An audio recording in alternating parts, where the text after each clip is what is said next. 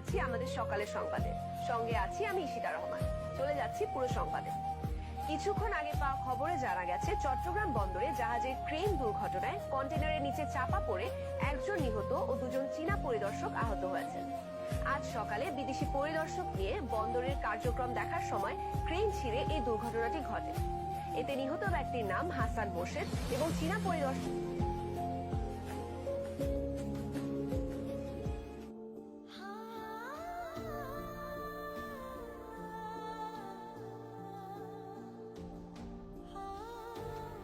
এই সীতা, সমস্যা কি?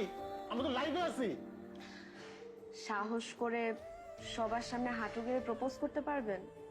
পারবো। আমরা চলে যাচ্ছি আমাদের উপস্থিত প্রতিনিধির কাছে। জি বলুন,